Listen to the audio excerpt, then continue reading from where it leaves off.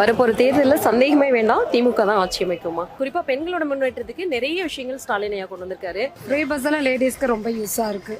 அது போக நலத்திட்டம் நிறைய கொடுக்குறாங்க.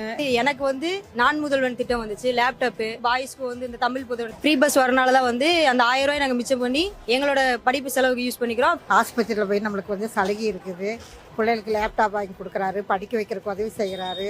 பார்க்குறோமல்லம்மா, எல்லாமே உதவி செய்கிறாருல்ல. எங்க வீட்டுல ஒரு 5 ஓட்டு இருக்குமா, நாங்க கண்டிப்பா இந்த வாட்டி ஸ்டாலின் ஐயாக்கு தான் போடுவோம். நான் டிஎம்கேக்கு தான் சப்போர்ட் பண்றேன், உதயசூரியன் தான் ஓட் போடுவேன். என் ஃப்ரெண்ட்ஸு சரி ஃபேமிலி சரி எல்லாருமே வந்து ஓட் வந்து டிஎம்கேக்கு தான் போடுவாங்க. எங்க குடும்பத்துல 5 பேர் இருக்கோம், நாங்க எல்லாமே டிஎம்கேக்கு தான் சப்போர்ட், டிஎம்கேக்கு தான் ஓட்டும் போடுவோம். செந்தில் பாலாஜி அவருடைய தொகுதியை பொறுத்தளவுக்கு அவரோட தொகுதி மக்கள் எல்லாருமே வந்து நல்லா பண்ணுவாங்க அப்படின்னு தான் சொல்லியிருக்காங்க. அவர் நட்சத்திர வேட்பாளருங்க, அவர் இருந்தாலே ஜொலிக்குங்க. அவரு எங்க கொங்கு நாட்டுக்கு வந்திருக்காரு, நாங்க அவங்க தலை நிமிர்ந்து வைப்போம். எங்களுடைய ஓட்டு கண்டிப்பா எங்களுடைய வெற்றி வேட்பாளர் செந்தில் பாலாஜி அவர்களுக்கு தான்.